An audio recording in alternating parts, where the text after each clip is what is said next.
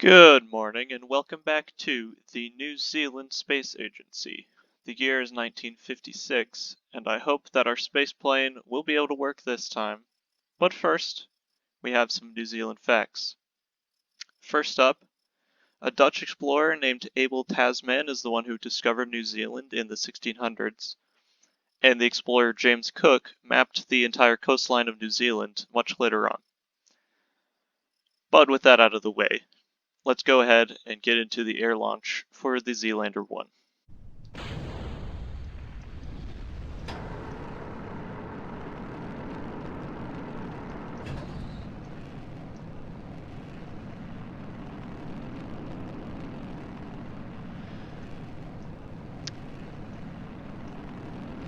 It is nighttime in New Zealand, but it appears that this model plane has successfully been able to stabilize itself after our design team moved the wings back just a little bit, because I realized they were ahead of the center of mass, so that's not the most productive thing.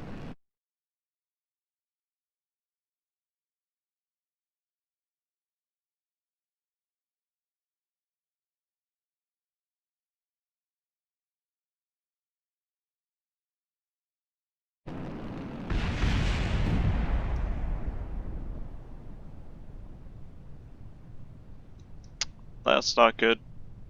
I think I pulled the plane up too fast. We don't have any... Oh no. Yeah, we don't have any parachutes on the cockpit itself, so I'm afraid that Lori Dunn has been has been doomed to crash into the ground.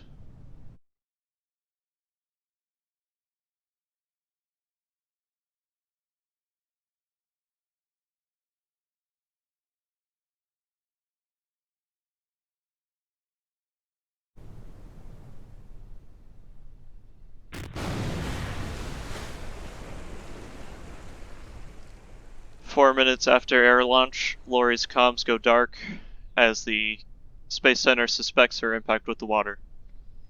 Her sacrifice will be remembered for the survival of the New Zealand space program.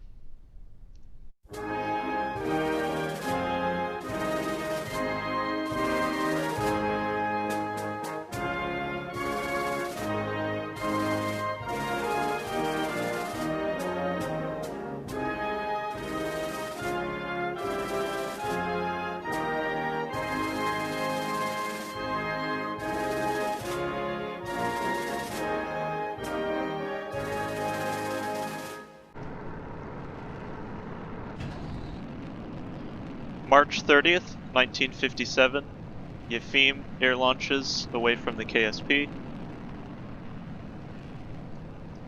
carrying himself towards a stable trajectory. Can you believe it? Can you realize that all of us, have actually begun the exploration of another world? Come with us. We are going to the moon. You will be taken along with the astronauts as they explore the unknown, share the thrill of discovery, and expand our understanding of the universe. The moon is due to have visitors from another planet.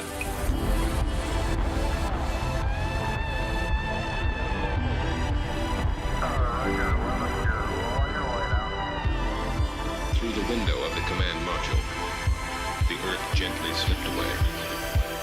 Next stop, the moon. There it is. Beautiful. The treasure of the ages.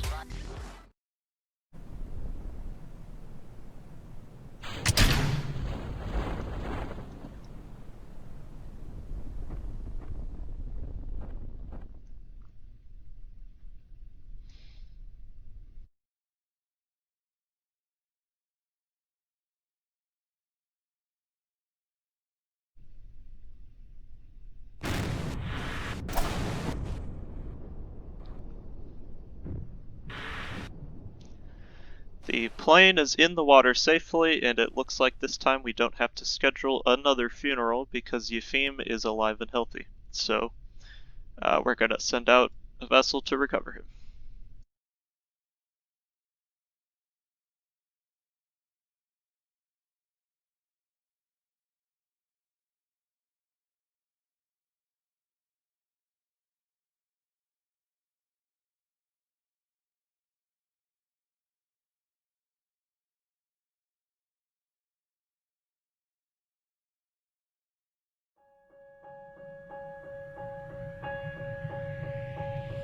The act of moving onward means we pass these signposts. One of them was first leaving Earth. The next one is hanging out on the moon. What's next? The planets. Onward to the edge. We're moving onward to the edge. Here we are together. This fragile little world. This fragile little world. Onward to the edge. We're moving onward to the edge. Here we are together. This fragile little world. This is our sun, just another star in a sea of stars. The heart of the solar system, just another star in a sea of stars. Mercury is the closest planet. This tortured piece of rock has been stripped naked. The moon has a sky, it has a horizon. It's another world. It's got Earth in the sky, just the way we have the moon in the sky. Onward to the edge, we're moving onward to the edge. Here we are together, this fragile little world. We're not the only world to think about. Worlds unknown. We're not the only world to think about. Think about worlds unknown. There is a powerful recognition that stirs within us. When we see our own little blue ocean planet in the skies of other worlds. A powerful recognition that stirs within us. When we see our own little blue ocean planet in the skies of other worlds. The Saturn system offers splendor beyond compare because of its rings and very diverse moons. These are no longer abstractions. These are worlds. Maybe there's life there. They've changed how we think about Earth. Our own little blue ocean, planet. The mote of dust suspended in a sunbeam, the pale blue dot. Onward to the edge, we're moving onward to the edge. Here we are together, this fragile little world. This fragile little world. Onward to the edge, we're moving onward to the edge. Here we are together, this fragile little world. We're not the only world to think about. Worlds unknown. We're not the only world to think about. Think about worlds unknown. The laws of nature create vastly different worlds with the tiniest changes. When I reach for the edge of the universe, I do so knowing that along some paths of cosmic discovery, there are times when, at least for now, one must be content to love the questions themselves.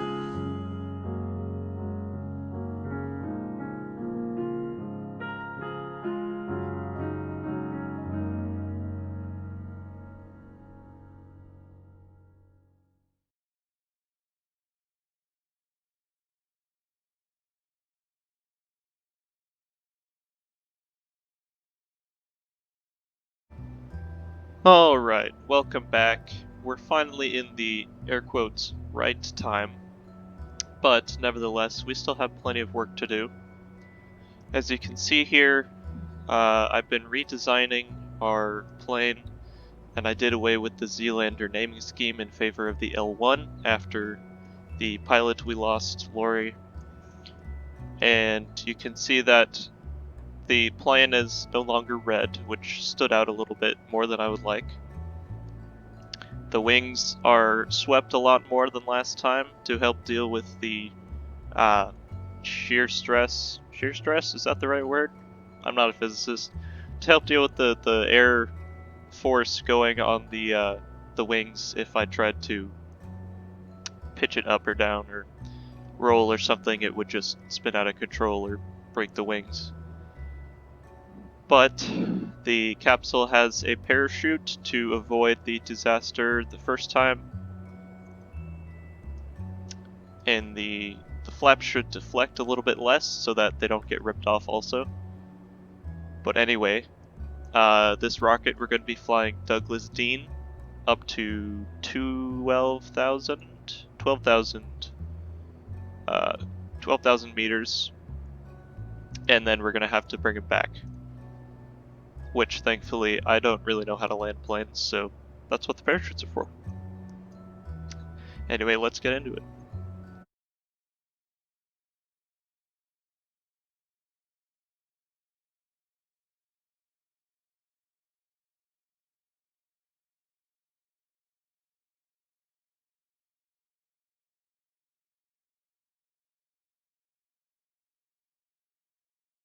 Yeah, it started spinning out again. I will admit I still pretty much have no idea how planes work in this, apparently. But I mean, I've tried at least. Thankfully we have some more rockets on the launch pad, so maybe that'll work.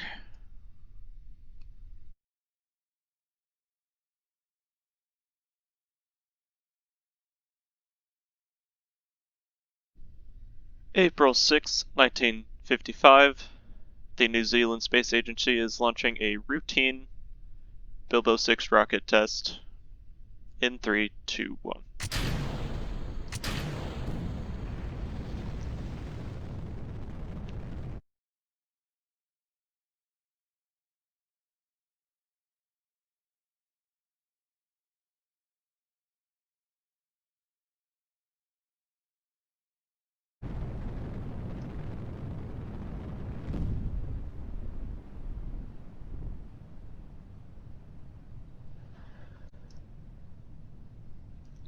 It appears the rocket pitched over too much and it exploded in the atmosphere, not getting close to its target, but we do have quite a lot of time left on that contract, so hopefully we can get that problem ironed out.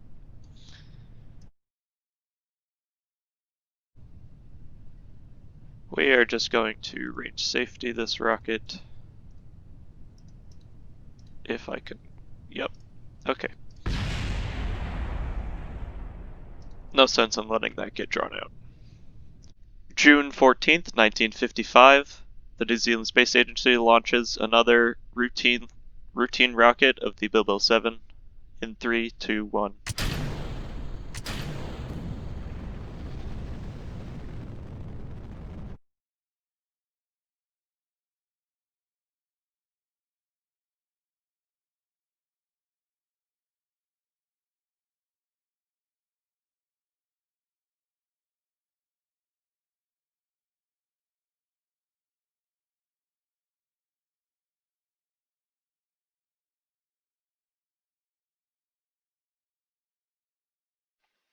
Looks like all the stages burned out successfully using all their fuel. Been waiting to get this downrange contract for a while, and hopefully this will pan out. I don't actually know how far we are from the Space Center, but hopefully this trajectory is going to be far enough. Does that look like 200 kilometers? That seems like 200 kilometers, right? We'll hope.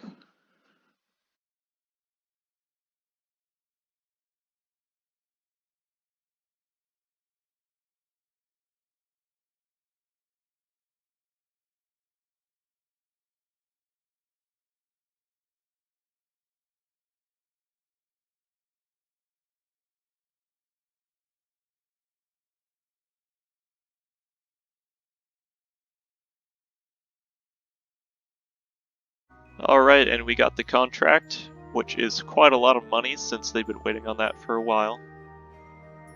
Which is good for the space agency, since we spent quite a lot of money on a new launch pad for the larger rocket, which, speaking of which, should be the next launch up if I'm correct. It was going to take 800 days to build it, but I think that time has arrived finally.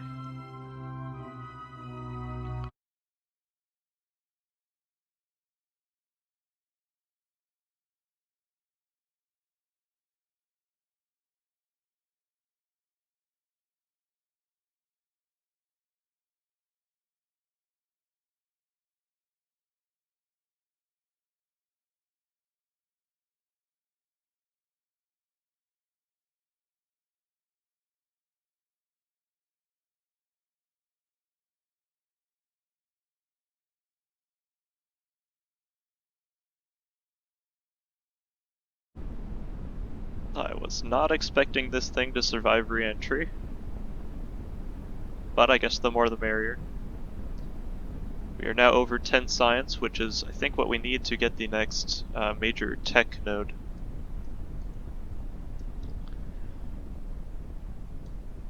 But regardless, let's go ahead and watch this splashdown.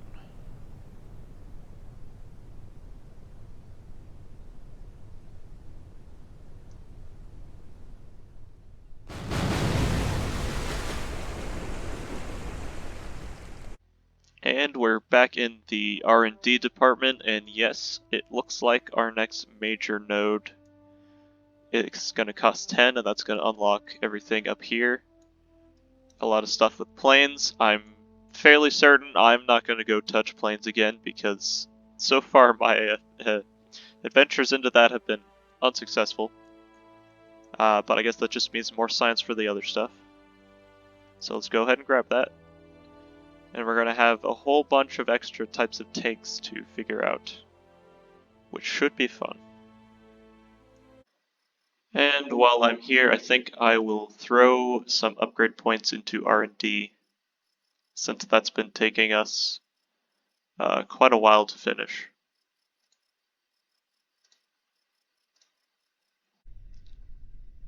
May 7th, 1956, the Able 1 mission sits on the launch pad atop a Legolas rocket. The engineering team really wants this thing to work so we can get ahead of the Americans and the Russians in the space program.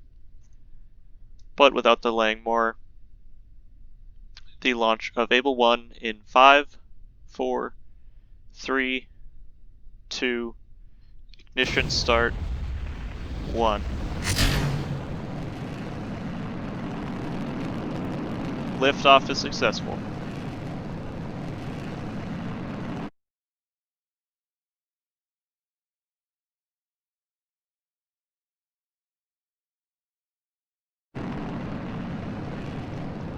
Starting to pitch over into the sub-orbital trajectory.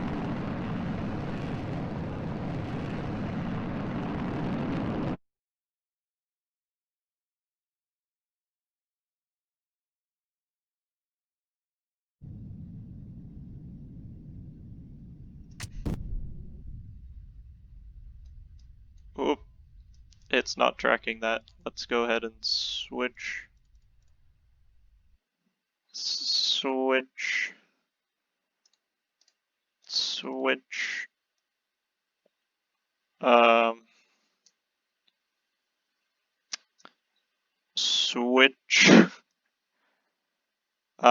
It looks like its trajectory is going exactly where we want it to. There appears to be a problem with the tracking systems, but we can tell where it's going at least.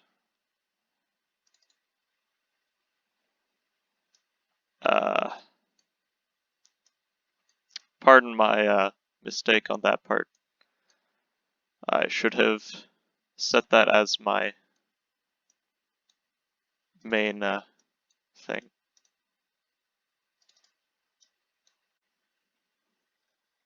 Let's see if we can get to that from the tracking station. This one isn't worth anything anymore.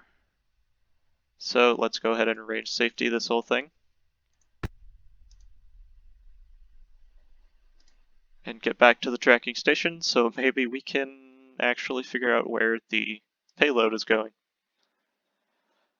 It's going pretty high, so I'm not sure if it's going to survive re-entry, but if we do this mission again, I am thinking that if we make it a steel payload, that'll resist the re-entry heating a lot easier. Alright, here we go. Here it is.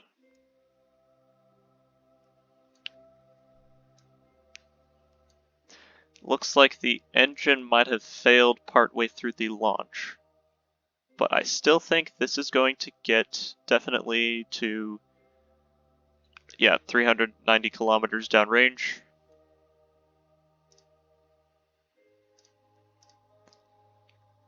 It's already collected some science, but unfortunately we don't have any of the new instruments on this thing.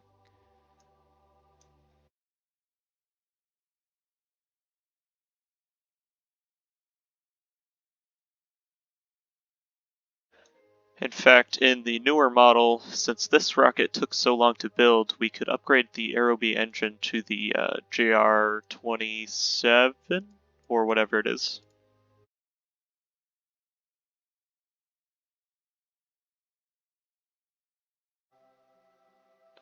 And yes, we have secured the contract. The engineering team at the launch center is ecstatic, as well as the mission control.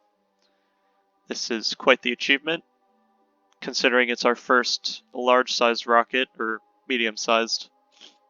Who knows how large they could get.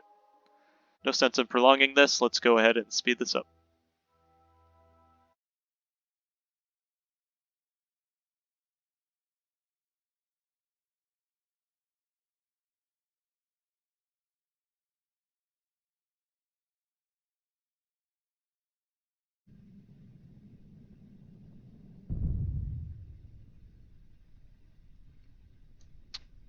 And unfortunately, it looks like most of it has burned up.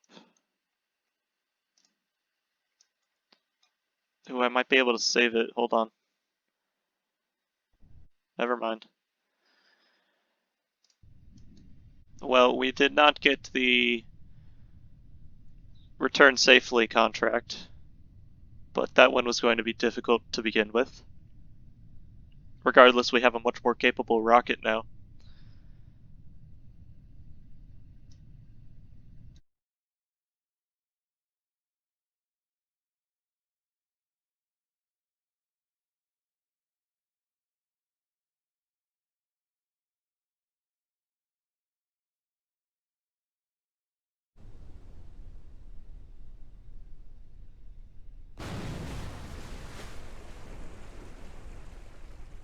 Alright, with that launch, I think that's enough for today.